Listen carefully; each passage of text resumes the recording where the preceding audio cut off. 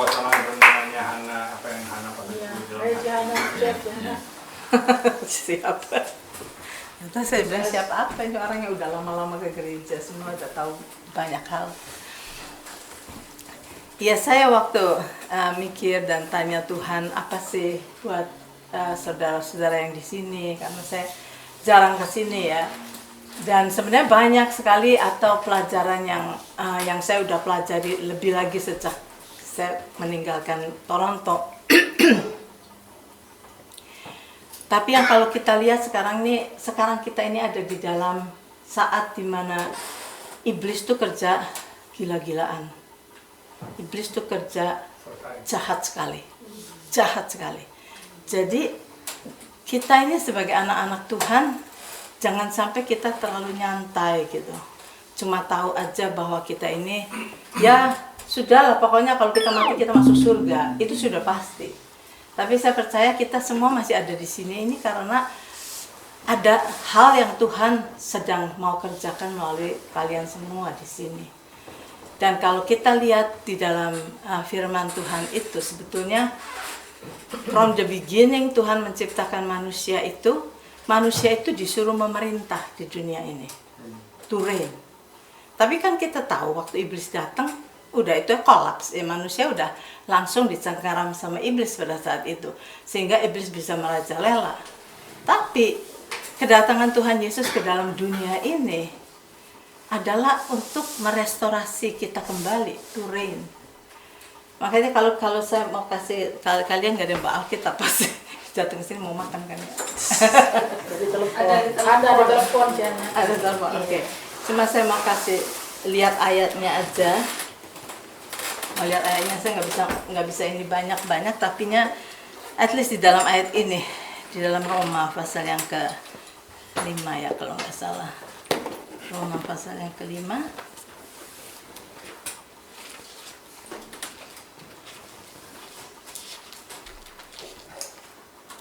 ayat yang ke-17. Roma pasal yang ke-5 ayat 17 itu dikatakannya begini, bahasa Indonesia, tapi bahasa Inggris lebih jelas. Di bahasa Indonesia dikatakan, sebab jika oleh dosa satu orang, yaitu Adam, ya, maut telah berkuasa oleh satu orang itu, maka lebih benar lagi mereka yang telah menerima kelimpahan kasih karunia dan anugerah kebenaran akan hidup dan berkuasa oleh karena satu orang itu, yaitu Yesus Kristus. Saya baca bahasa Inggrisnya lebih jelas. For if by one man's offense death reigns, kematian memerintah, through the one, much more those who receive abundance of grace and of the gift of righteousness will reign in life through the one Jesus Christ. Jadi sebenarnya gini, manusia diciptakan sejak semula itu untuk memerintah. Kejadian 1 ayat yang ke-26. Tuhan berkata, ya, gitu. Marilah kita menciptakan manusia menurut tata dan teladan kita, kata Tuhan Yesus. And then let them reign. Let them take dominion. Jadi manusia itu diberi oleh Tuhan kuasa untuk memerintah di dunia ini. Tapi belum juga sempat mereka ini, iblis sudah datang dan tertipu, sehingga iblis yang merajalela, iblis yang memerintah. Sampai sekarang ini boleh dibilang iblis itu memerintah. Tapi dikatakan because of one man obedient, yaitu Yesus, maka dikatakan much more those who receive abundance of grace, yaitu kita ini adalah orang-orang yang menerima abundance of grace and of the gift of righteousness will reign. Jadi Tuhan mau kita ini yang sudah terima the righteousness of God, kita yang sudah diselamatkan oleh Yesus, kita ini sudah menjadi righteous di hadapan Tuhan. Kita ini disuruh memerintah sekarang dengan kuasa yang dari Tuhan, to reign di dalam dunia ini. Dengan kuasa Tuhan, dengan anugerah Tuhan, kita bisa memerintah. Nah, yang saya lihat ya, kalau saya ngelihat gereja di mana-mana. Tapi gereja-gereja nggak memerintah. Kalau kita melihat orang-orang Kristen diperintah oleh keadaan, coba lihat. Kalau dikatakan begini, oh ya, tahu nggak kita gini-gini, langsung sudah keyayapan gitu. Sama ini takut, berita ini kita takut, berita ini kita takut, COVID kita takut, semua kita takut. Pada waktu kita takut itu kita mesti tahu bahwa iblis itu memerintah. Jadi sebenarnya kalau paling gampangnya gini, kalau kita merasa takut akan apa yang kita dengar, berarti kita beriman kepada apa yang iblis katakan. Berarti kita percaya kepada apa yang iblis katakan. Yang Tuhan mau itu jangan dipengaruhi oleh berita yang semuanya itu. Tapi mari kita dipengaruhi oleh apa yang firman Tuhan katakan. Seperti Tuhan katakan bahwa Dia sudah menanggung segala dosa kita. Nah, kita menanggung segala dosa kita, semua orang ngerti. Orang Kristen semua ngerti. Ya, saya sudah ditanggung dosanya, saya mati masuk surga. Tetapi bukan itu aja. Dan yang sudah menanggung segala penyakit kita. Kalau penyakit kita, pikir-pikir kan. Begitu kita dikasih vonis, dokter berkata, kamu sakit ini. Langsung kita, aduh tahu nggak, saya kena ini, saya kena ini. You know, apa itu artinya? You embrace berita itu. Nah, kita harus be careful di dalam hal ini. Kalau kita mau berkemenangan, we have to reign. Jangan embrace segala berita yang negatif yang diberikan kepada kita. Jangan kita dipengaruhi oleh segala sesuatu yang menakutkan yang dunia ini berikan. Kita mesti buat suatu line di tengah-tengah antara fear and faith. Tuhan menyuruh kita untuk hidup oleh iman. Iman adalah apa? Iman adalah datang melalui pendengaran akan firman. Jadi kita mesti mendengarkan janji-janji Tuhan dan renungkan itu saja. Nah, sekarang di sini, di sebelah sini, iblis kerja keras untuk memberikan ketakutan pada kita. Memberikan ketakutan pada kita. Segala message yang takut itu, kalau kita embrace yang message yang takut itu, kita akan mendapatkan apa yang iblis katakan pada diri kita. Which one? Either kita mau percaya kepada apa yang Tuhan katakan dan renungkan itu saja, atau kita mau percaya kepada apa yang iblis katakan dan renungkan. Ayub berkata, apa yang aku takuti terjadi atasku. Fear sama faith itu sama. Ininya, powernya. It's up to us. Faith atau fear? Nah, bagaimana saya tahu saya ini sebenarnya apa? Dengarkan perkataan yang keluar dari mulutmu. Begitu kita mendengar fear, terus kita memperkatakan fear itu, kamu sudah percaya kepada fear. Kamu sudah membuka dirimu kepada apa yang fear katakan untuk terjadi pada dirimu. Tapi kalau kita mau dengar apa yang iblis katakan, kemudian kita bilang, oke, iblis bilang, COVID mulai datang sekali, sekarang ini lebih jahat dari COVID. Apa kata Tuhan mengenai penyakit? Kata Tuhan, aku telah tanggung semuanya. Your choice. Mau embrace ini atau mau embrace ini? Yang mana yang kamu embrace, itu yang akan terjadi pada dirimu. Sebetulnya simple kayak gitu. Untuk kita bisa memerintah di dalam dunia ini, kita mesti deep kepada firman Tuhan. Kita mesti memikirkan firman Tuhan terus. Dan kita percaya apa yang Tuhan katakan, ya dan amin. Ya dan amin. Jangan biarkan diri kita takut oleh apapun juga. Jangan. Pada saat takut menyerang, langsung kita mesti tanya, apa kata firman? Apa kata janji Tuhan? Apa kata janji Tuhan? Dan begitu kita tahu janji Tuhan, pegang ini. Pegang, renungkan janji ini sampai masuk ke dalam hati. Begitu janji Tuhan itu masuk ke dalam hati, jadi iman. Firman Tuhan ini ya, kalau kita terima, masuk kuping, dimengerti oleh otak kita. Oke? Nah, ini firman itu benih. Benih itu sifatnya selalu cari tanah untuk bisa tumbuh. Tanah itu mana? Hati. Kalau kita cuma dengar firman, kita ngerti, cuma tahu, tapi sudah, Ngeri kemana-mana kan, nggak akan tumbuh, nggak akan jadi iman. Banyak orang bilang sama saya kalau itu, tapi dia beriman loh. What do you mean by faith? Banyak orang nggak even ngerti faith itu apa. Dipikirnya karena dia sudah dengar, dia ngerti, oh saya percaya, udah iman. No, belum jadi iman. Belum. Kalau jadi iman itu sudah sampai di sini dan sudah diperkatakan. Nah, lihat coba ya. 2 Korintus pasal yang keempat. 2 Korintus pasal yang keempat. Ayat yang ke-13. Dikatakan di sini. Namun karena kami memiliki roh iman yang sama, seperti ada tertulis, aku percaya, sebab itu aku berkata-kata. See? Roh iman itu gini, kalau kamu sudah dengar, sudah masuk ke dalam hati, sudah jadi iman, you going to speak it. Kamu akan berani memperkatakannya. Nah gitu. Sebab itu aku berkata-kata, maka kami juga percaya, sebab itu kami juga berkata-kata. Coba kita perhatikan selama ini, kita ini yang keluar dari mulut kita ini apa? Kekhawatiran, ketakutan, anxiety, atau faith, janji Tuhan. Kalau kita mau tahu kita ini sedang memerintah atau enggak bersama dengan Yesus, dengarkan apa yang keluar dari mulut kita.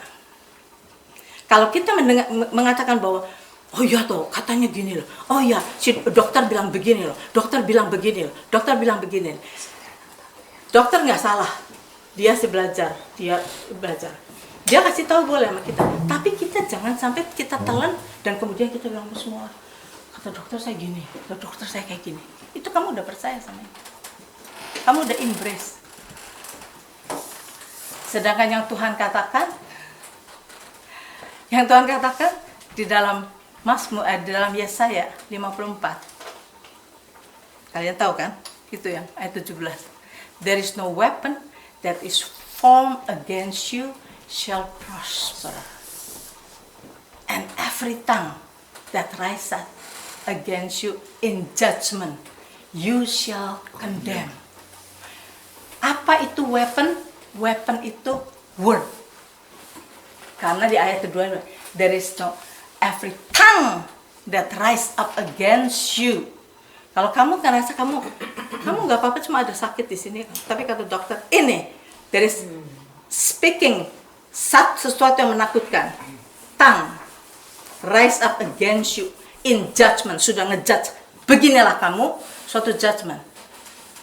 Yang harus dilakukan menurut ayat itu, you shall condemn. Shall condemn itu tidak akan terjadi pada diri kita. Jangan terima saja segala sesuatu yang kita dengar. Kita mesti belajar gitu. Kita mesti belajar dari mulai sekarang. Sebab apa? Sebab Tuhan itu bukan cuma kasih janji saja sama kita.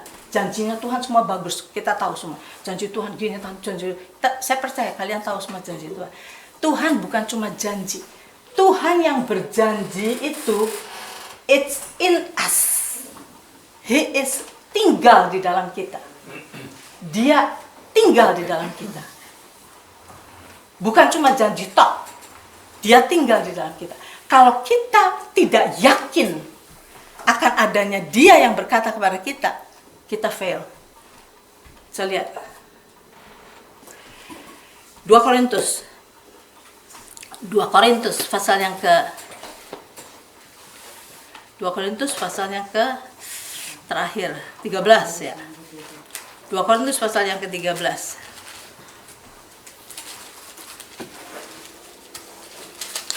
Ayat yang ke-5. Ayat yang ke-5. Ini saya minta saudara baca lagi nanti di rumah, renungkan ini. Firman Tuhan jangan cuma sekedar kita ngerti di otak aja, tetapi mari kita lihat nih, dikatakan di sini. Ujilah dirimu sendiri. Ini kita masing-masing cek diri kita. Ujilah dirimu sendiri. Apakah kamu tetap tegak di dalam iman? Selidikilah dirimu. apakah kamu tidak yakin akan dirimu bahwa Kristus Yesus ada di dalam diri kamu? Sebab jika tidak demikian, kamu tidak tahan uji. Nangkep nggak yang nggak baca Alkitab?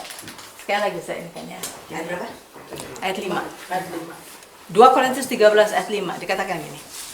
Ujilah dirimu sendiri. Kalian cek diri sendiri. Saya nggak bisa ini. Ujilah dirimu sendiri, apakah kamu tetap tegak di dalam iman. Selidikilah dirimu, apakah kamu tidak yakin akan dirimu bahwa Kristus Yesus ada di dalam diri kamu. Sebab jika tidak demikian, kalau kamu nggak yakin akan hal itu, kamu tidak tahan uji. Kita harus sadari, Christ in you. Ya, tahu yang tulisannya kalau ada di dalam Kolose, Christ in you the hope of glory. Christ in you the hope of glory. Tapi kita sudah pelajari belum itu benar-benar. Christ in you the hope of glory itu apa? Christ itu bukan last name-nya Yesus. Jesus Christ bukan. Christ itu adalah the anointing, the anointed one.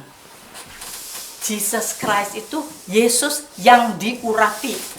Christ itu yang diurapi. Jadi Christ in you the hope of glory. Artinya urapan Tuhan ada di dalam kita. Artinya Christ in you, urapan Tuhan yang ada di dalam kita itu the hope of glory, yang membuat kita punya pengharapan untuk glory, menang, berkemenangan untuk ini. Ya, Christ in you the hope of glory. Jadi kita mesti tahu, siapa yang belum yakin kalian sudah diurapi oleh Tuhan? Saya yakin. Do you know? Semua kita yang sudah terima Yesus sebagai Tuhan dan Juru Selamat, kita sudah diurapi. Mau tahu ayatnya? 1 Yohanes pasal yang kedua, coba lihat.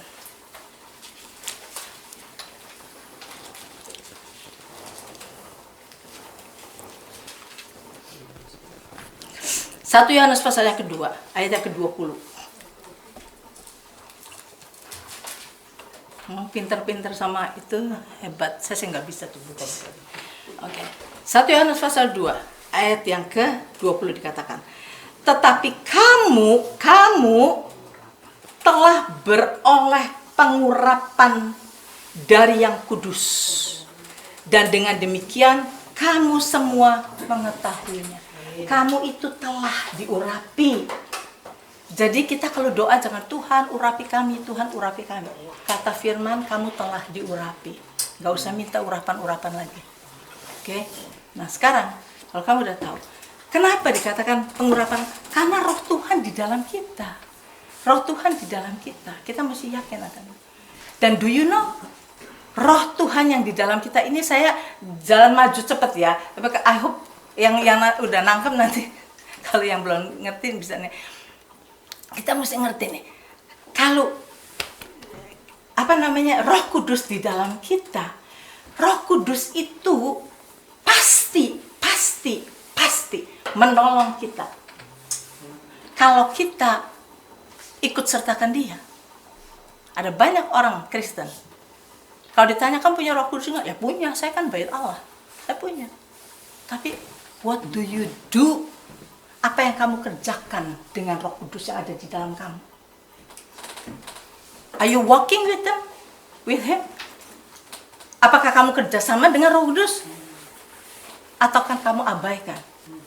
The problem daripada orang Kristen gak punya power. Why? Because dia mengabaikan the presence of the Holy Spirit dalam kita. Kalau katakan, kamu tahu gak Roh Kudus ada? Tahu. Secara teori kita semua tahu. Pertanyaannya, apa yang kamu lakukan dengan Roh Kudus?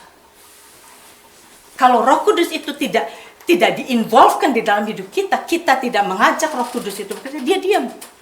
He's a gentleman. Dia nggak akan nyelonong-nyelonong dalam hidup kamu. Lakukan ini, lakukan. Kita mesti mengikut sertakan Roh Kudus. Dan saya ngomong gini karena ini adalah rahasia yang besar sekali yang kalian harus mengerti, bahwa Roh Kudus itu yang di dalam kamu itu, kita tahu akan membantu kamu berdoa. Sehingga pada saat kamu nggak tahu what to pray, dia akan berdoa dalam kamu, itu tahu kan? Itu di Roma pasal 8 ayat 26.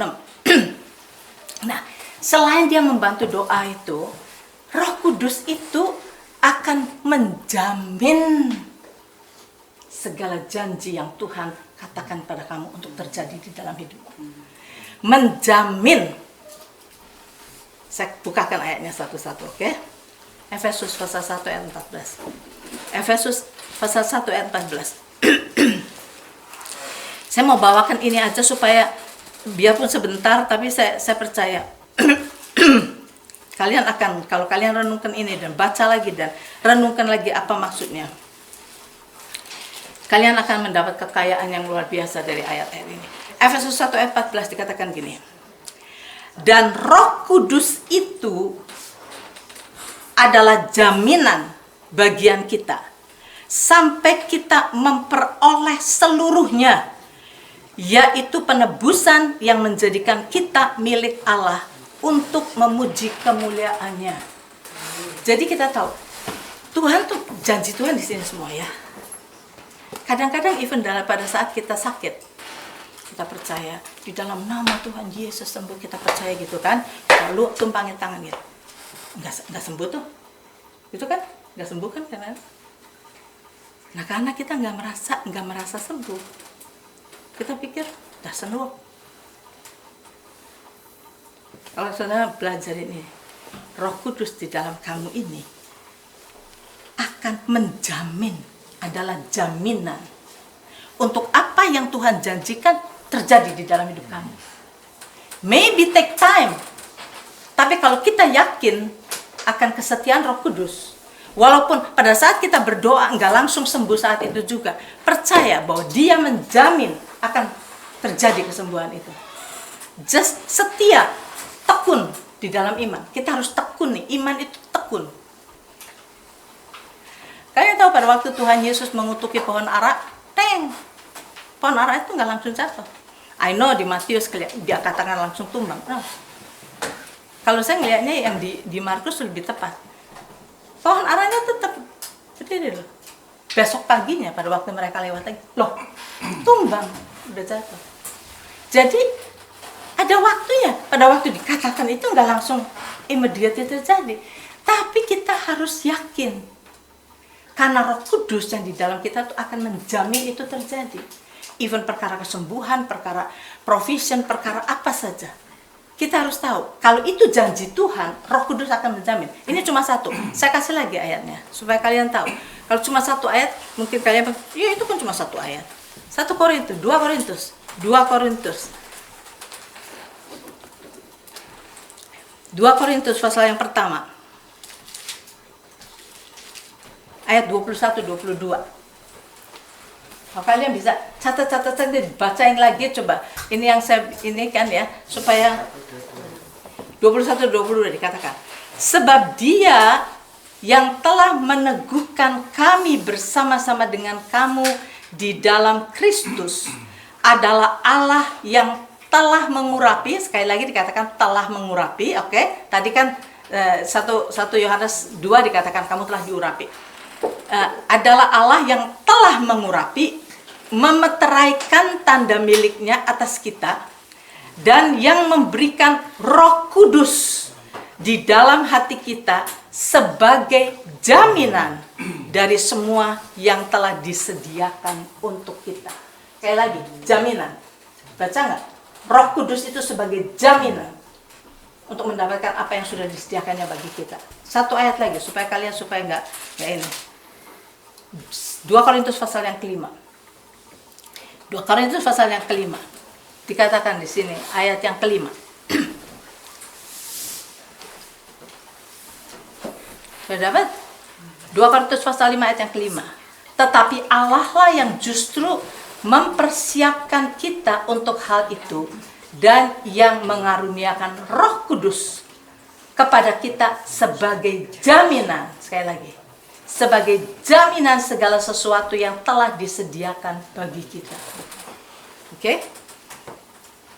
Maka tadi saya bawakan dari mulai itu dulu. Yakin nggak Kristus di dalam kamu? Yakin nggak rohnya di dalam kamu? Roh Kudus di dalam kamu? Yakin nggak? Kalau kamu nggak yakin itu, makanya iman kamu fall terus. Kamu pikir Tuhan berkata begini, pada saat kamu nggak ngerasain, udah nggak, doesn't work. Firman, iya katanya si Hana bisa, tapi saya nggak. Kemudian terus kita lihatnya bilang, ya mungkin kita banyak dosa. Oh mungkin kita banyak salah di depan Tuhan, makanya nggak jadi. No. You have the Holy Spirit, Roh Kudus yang menjamin itu akan terjadi. Jadi bagaimana caranya? Berapa lama saya mesti nunggu itu? Tunggulah seperti, mari kita lihat. 2 Petrus kalau nggak salah, coba lihat. Caranya kita beriman ya.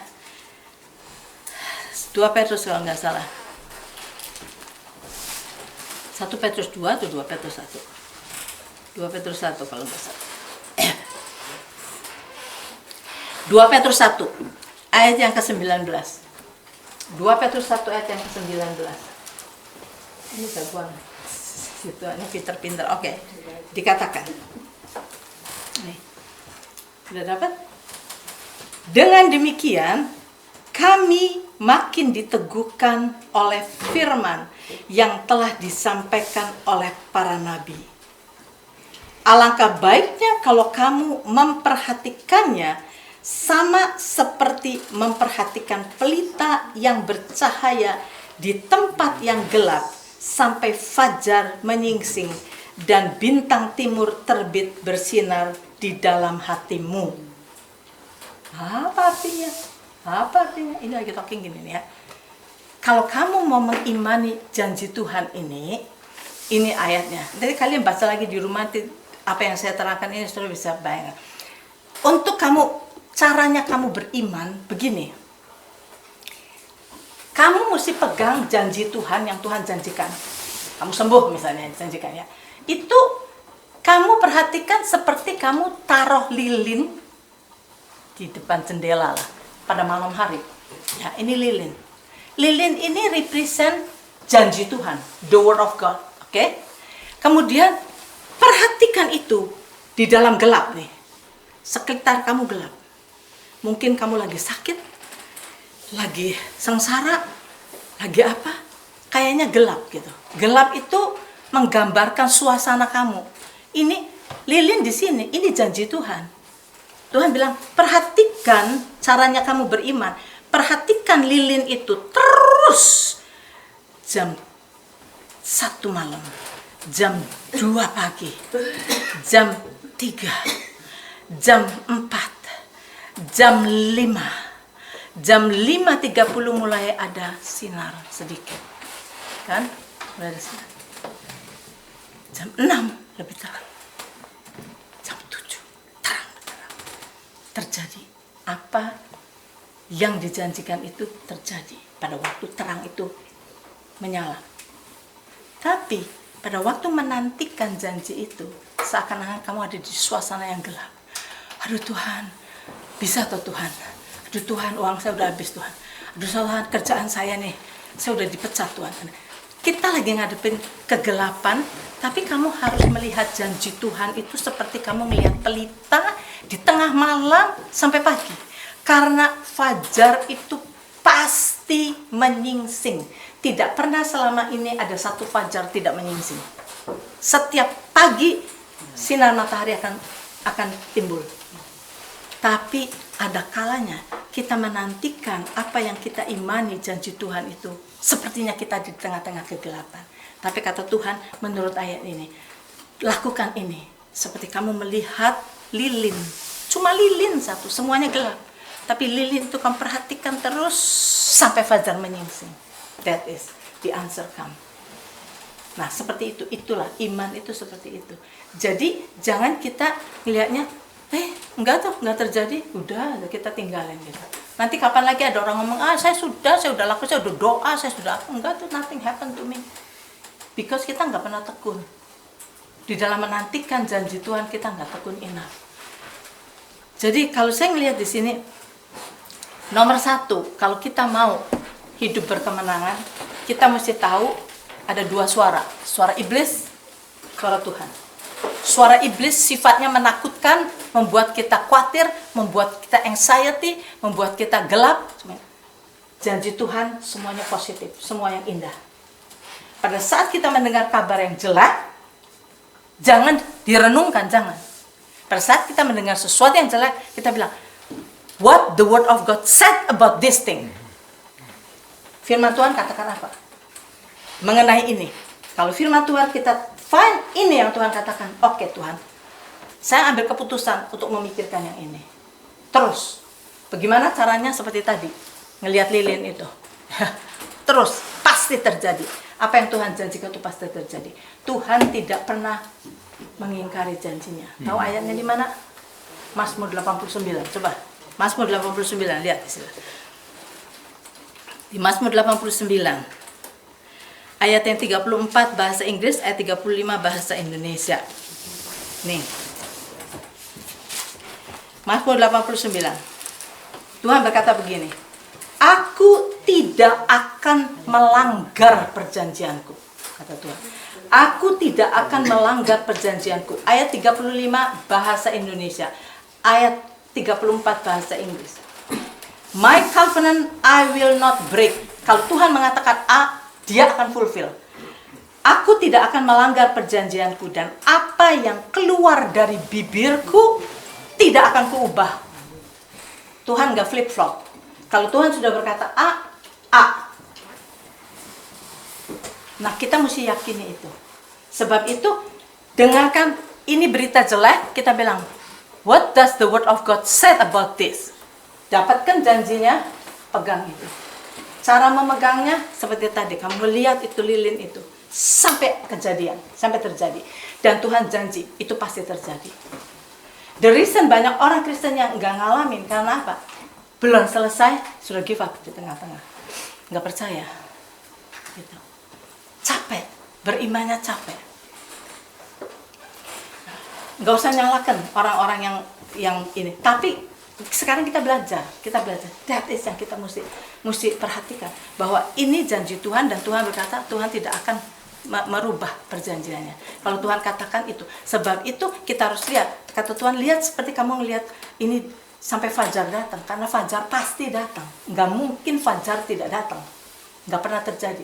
Sebab itu fajar pasti datang. Berarti ini pasti terjadi apa yang Tuhan katakan, gitu. Nah, sebab itu kata Tuhan, sekarang cek dirimu sendiri. Kamu yakin Tuhan di dalam kamu?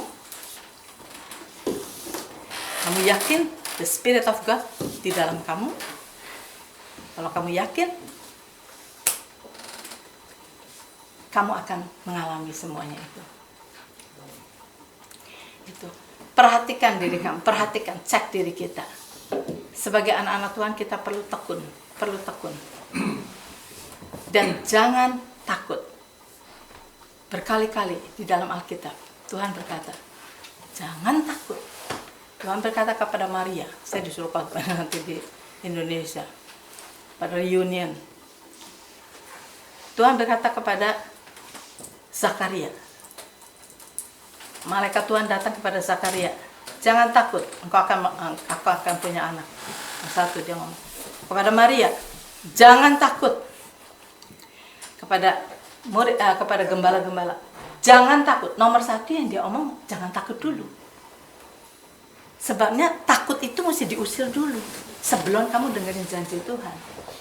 Ya. Kalau di sini masih banyak ketakutan, Tuhan janjiin apa, itu nggak nyambung kan pergi. Sebab itu kita mesti tahu kenapa Tuhan berkata jangan takut dulu, supaya kita bebas dari ketakutan. Pada waktu ini Tuhan berkata, janji Tuhan itu kita bisa nangkep. Oh, ini kata Tuhan. Oke. Kemudian tekuni sampai itu terjadi di dalam hidup kita. Nah, jadi tadi saya katakan gini, kita mesti memerintah di dalam dunia ini. Memerintah itu adalah, kalau iblis berkata, jangan kita dengerin aja. Tuhan berkata begini, submit therefore to God and resist the devil. Kita mesti ada di dalam posisi, kalau kita tahu iblis berbicara, resist dia, langsung usir. Dan kita mesti submit to God.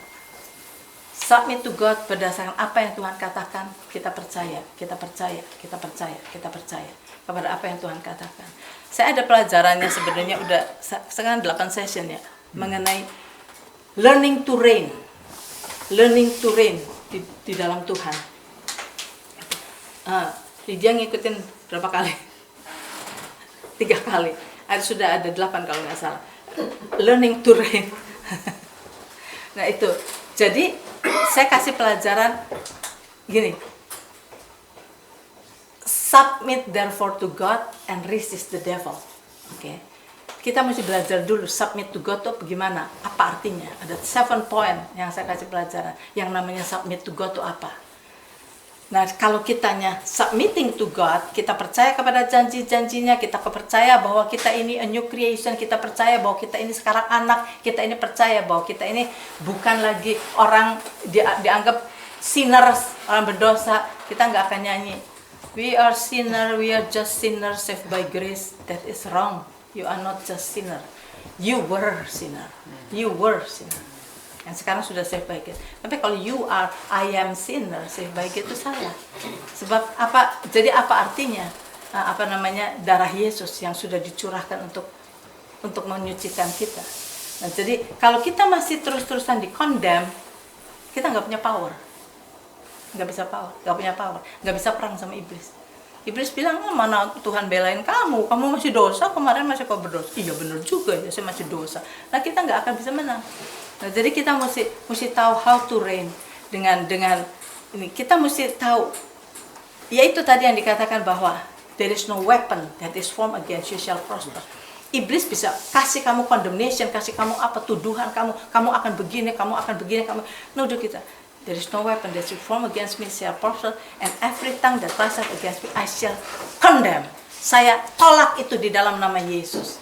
Kita mesti perang sama iblis. Iblis itu, kalau saya bilang, saya setiap kali ngelihat pekerjaan iblis itu saya ngelihat kejamnya luar biasa.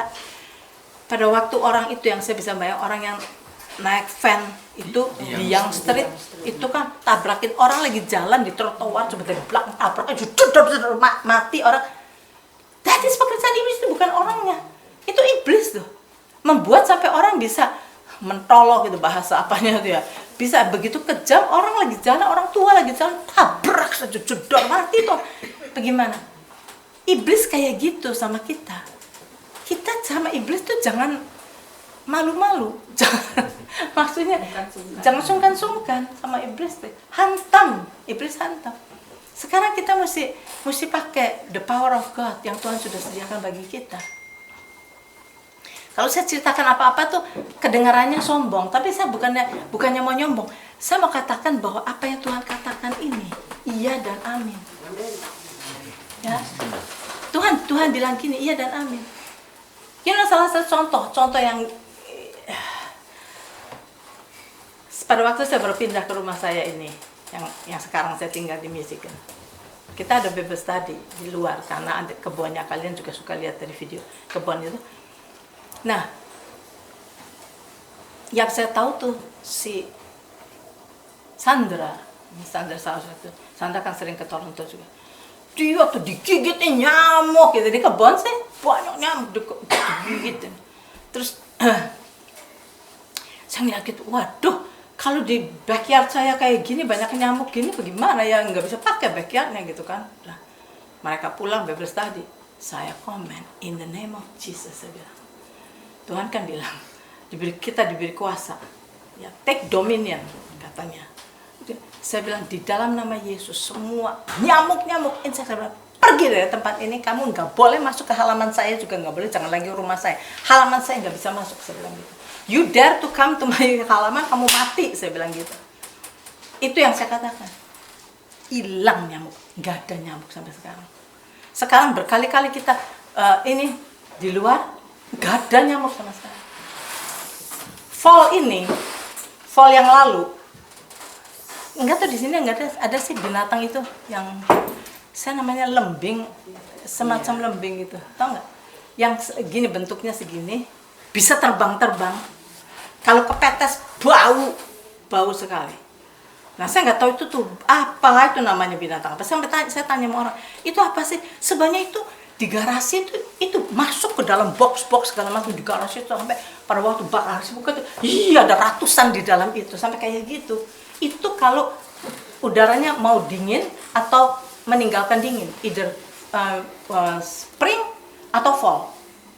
Nah, itu saya yang tahu tuh jijik saya sama itu nggak ini sama sekali. Aduh, bagaimana? Saya tanya orang, itu namanya apa sih binatang itu? Sting bug.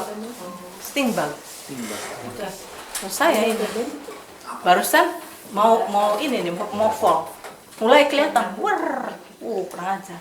Saya bilang dalam nama Yesus, saya bilang sting bug tidak bisa ke rumah saya. Raya bukan. Sting bug itu bentuknya tuh sting bug gitu. Nah itu terbang menclok sini gitu sampai ini. Saya usir di dalam nama Yesus. Saya bilang enggak ada yang datang ke rumah saya. Kamu berani datang ke rumah saya, you die. Saya bilang gitu. Itu hanya perkataannya. Enggak ada yang datang. Padahal spring yang lalu itu saya belum ini masih datang. Ada tuh di box itu. Gak ada sama sekali. Nah, ini bukannya bagaimana? Saya nanya sama Tuhan, what to do, bagaimana, apa panggil itu insect itu yang ini atau bagaimana? Ya Tuhan bilang, you have the power, speak.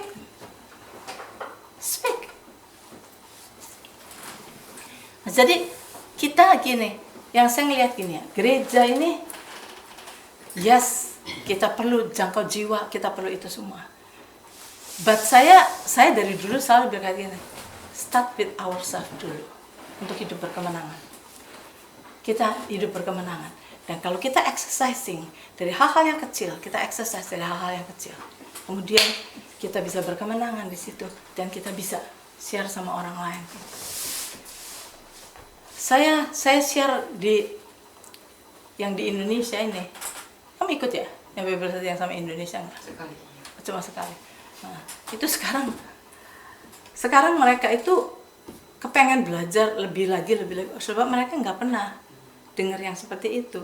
Jadi saya banyak ini mengenai kuasa Tuhan, sebab kita sekarang sudah ada di dalam akhir zaman ini, kita mesti mulai bertindak dengan kuasa Tuhan. Kalau kita cuman jadi orang-orang baik-baik aja, bagus, bukannya salah jadi orang baik, tapi kalau kita nggak bisa melawan iblis yang nyerang kita, nggak ada tedeng aling-aling nyerang kita seenaknya aja, kitanya diam aja, nerima aja, kita akan menjadi mangsa iblis yang empuk sekali. Dan kalau hidup kita kalah sama kuasa iblis gitu, bagaimana kita bisa memberitahukan kepada orang-orang bahwa Tuhan itu hidup dan Tuhan ini bertahta di dalam hidup kita. Dan satu hal lagi yang saya ini mumpung ada di sini, satu hal lagi yang saya sekarang lakukan terus apa, saudara? Bagaimana caranya untuk Roh Kudus menolong kita untuk kita berkemenangan dalam ini? Speak in tongue. Speak in tongue. Speak in tongue. Speak in tongue. Terus Roh Kudus mendoakan kita. Speak in tongue. Pada saat kamu juga ngalamin yang dikatakan Roh Kudus menjamin, yang akan menjadi jaminan untuk kita mendapatkan segalanya. Oke? Satu kali, ini saya contoh aja. Satu kali ada satu orang yang mendapat penglihatan dari Tuhan, dan kemudian orang itu dia katakan dia jalan sama Tuhan Yesus, dibawa ke library. Sampai datang library, ini di dalam penglihatan dia. Terus Tuhan bukain buku-buku, ada satu buku dibuka sama dia. Tuh, waktu dilihat namanya, orang ini kenal nama orang ini. Terus dia bilang, oh Tuhan. Terus Tuhan kasih tahu nih, kamu tahu orang ini nih di dalam hidupnya tuh Tuhan berkati segini. Pada waktu melihat jumlahnya itu, kaget ini orang. Tuhan, orang ini memang kaya, tapi nggak segini. Ini sih jauh lebih daripada apa yang dia punya. Terus orang ini tanya sama Tuhan, gimana caranya? Kalau Tuhan sediakan ini buat dia, gimana caranya untuk orang ini bisa dapat ini? Tuhan berkata, speak in tongue. speak in tongue. Ada banyak hal yang Tuhan sudah sediakan buat kita. Ada. Untuk itu, let the Holy Spirit pray for you. Let the Holy Spirit pray for you. Gitu. Karena Tuhan kan berkata, semua tahu Roma 8 ayat 26, bahwa kita tuh nggak tahu bagaimana kita harus berdoa. Tapi Roh Kudus akan menolong kita. Ya, bagi saudara yang mungkin saya tahu, kebanyakan saudara tahu. Roma 8 ayat 26 katakan gini. Demikian juga Roh membantu kita dalam kelemahan kita. Sebab kita tidak tahu bagaimana sebenarnya harus berdoa. Tetapi Roh sendiri berdoa untuk kita kepada Allah dengan keluhan-keluhan yang tidak terucapkan. Nah, jadi ini ada hubungannya sama yang tadi saya katakan. Roh Kudus berkata, dikatakan di sini, dia yang menjamin apa yang Tuhan sudah sediakan buat kita untuk kita dapat. Dia yang menjamin. Tetapi itu nggak datang dengan sendirinya, enggak. Ada bagian kita. Bagian kita adalah doa in tongue, speaking in tongue. Let the Holy Spirit pray for you. Segala kebutuhan kamu, buat anak-anak kamu, buat suami kamu, buat istri kamu, buat pekerjaan kamu, buat apa, pray in tongue. Sehingga apa yang seharusnya menjadi bagian kamu, Roh Kudus itu yang akan berbicara kepada Bapa di surga untuk membuat itu menjadi bagian kita. Saya nggak mau panjang-panjang. Whatever yang kalian ini, kalau ada pertanyaan boleh, kalau saya bisa jawab, kalau nggak ada ingat.